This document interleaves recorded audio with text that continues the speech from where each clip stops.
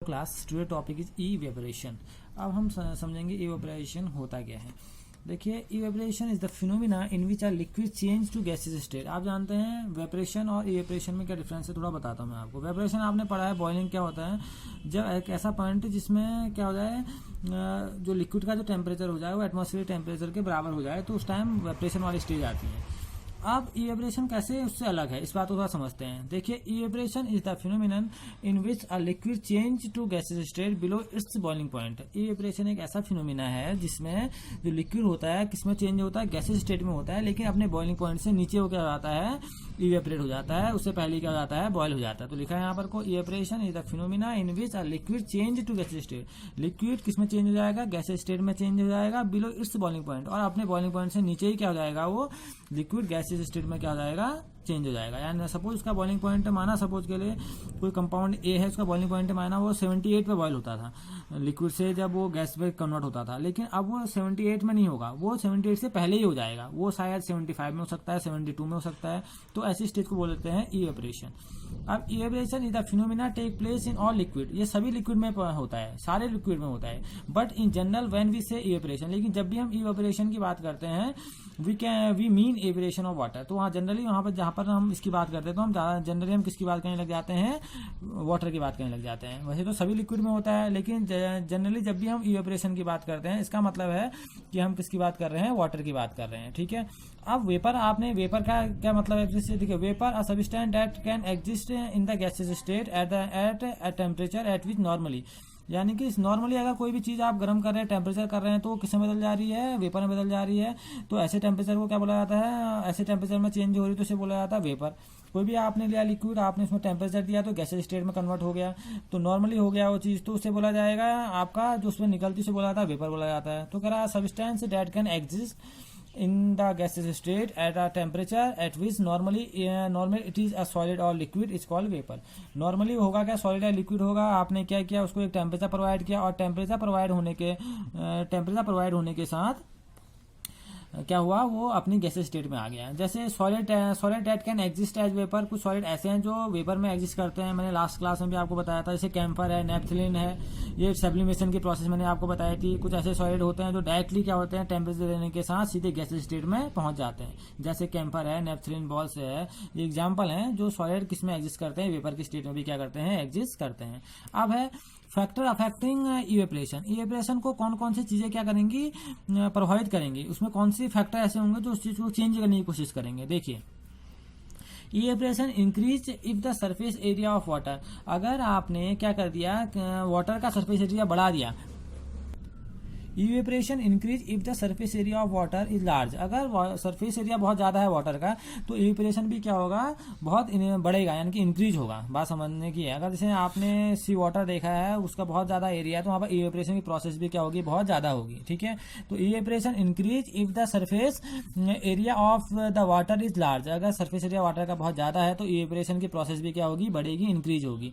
As the number of water molecule at the surface increases, क्योंकि जो water molecule surface पे क्या हो रहे हैं, बढ़ रहे हैं, जिसकी वजह से इवेपोरेशन भी क्या हो रहा है, बढ़ रहा है। This increase the probability of more water molecule breaking free of acquiring sufficient kinetic energy. क्योंकि क्या होगा, धीरे धीरे उनका टेम्परेचर बढ़ेगा, तो क्या होगा, उनकी काइनेटिक एनर्जी बढ़ेगी, जिसकी वजह से वो मॉलिक्यूल क्या करेंगे, अपने सरफेस को छोड़कर किस में चेंज होने लग जाएंगे, वेपर में चेंज होने लग जाएंगे। समझ में आया ना। अगर सरफेस एरिया बहुत ज्यादा है, तो इवेपोरेशन की प्रोसेस भी क्या होगी, इंक्रीज होगी, बढ़ेगी। Okay. Secondly, evaporation is more as the temperature approaches the boiling point of water. देखिए, अगर बॉइलिंग पॉइंट वाटर का बढ़ रहा है, देखिएगा इवेपोरेशन इज मोर, इवेपोरेशन कम मोर होगा ज्यादा से ज्यादा as the temperature approaches the boiling point of water. अगर वो वाटर के बॉइलिंग पॉइंट तक अप्रोच कर रहा है, यानी कि वाटर का बॉइलिंग पॉइंट आप जानते हैं 100 डिग्री सेंटीग्रेड है, अगर वहां तक वो अप्रोच कर रहा है, तो इवेपोरेशन की प्रोसेस भी क्या होगी, लगातार बढ़ेगी। क्योंकि क्या होगा, लगातार उनकी क्या होगी, काइनेटिक एनर्जी बढ़ेगी, मॉलिक्यूल क्या होंगे, अगर बॉयल होने लगेंगे, तो इसका मतलब है कि वो वेपर की स्टेट पे पहुंचने लग जाएंगे, तो वेपरेशन की स्टेट भी क्या होगी, चेंज होगी। अगर जो आपका जो टेम्परेचर है वो वाटर के बॉइलिंग पॉइंट की ओर क्या हो रहा है, अप्रोच हो रहा है, उसकी ओर बढ़ रहा है। यानी कि धीरे धीरे आप माना इवेपोरेशन की प्रोसेस में शुरुआत में जो टेम्परेचर 20 था, धीरे धीरे बढ़ के 100 तक अगर पहुंचता है, इसका मतलब है इवेपोरेशन की कंडीशन भी क्या होंगी, बढ़ेंगी, उसकी प्रोसेस भी बढ़ेगी। इन हाईली ह्यूमिड वेदर, जहां बहुत ज्यादा ह्यूमिडिटी होती है, उस वेदर में evaporation decreases as the as the air is highly saturated with water molecule, क्योंकि वहाँ एयर क्या होता है, हाईली सैचुरेटेड होती है, ठीक है ना। इसकी वजह से ज़्यादा अगर कहीं पर कोई ज़्यादा गर्मी है, उसका मतलब हाईली ह्यूमिडिटी है वो एरिया, इसका मतलब यहाँ पर कोई इवेपोरेशन की प्रोसेस क्या होगी, कम हो जाएगी।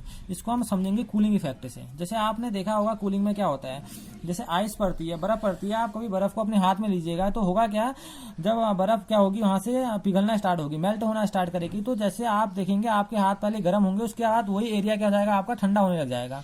उसने क्या किया कि उसने आपसे क्या की एनर्जी ली, और एनर्जी लेने के बाद वो इवेपोरेट हुआ, और आपको क्या कर दिया उसने, आपके जो पाम था, आपका जो हाथ था, हथेली थी, उसको क्या कर दिया उसने, ठंडा कर दिया। बात समझ में आया ना। जैसे कि हम कॉटन के कपड़े पहनते हैं समर में, वजह क्या है कि जैसे वजह यह है कि हमारे जो बॉडी है वो क्या रहे, कूल रहे, ठंडी रहे। जैसे क्या होता है, जैसे आपने देखा होगा ओपन वेसल में आपने पानी रखा, कोई ओपन बीकर में आपने पानी रखा,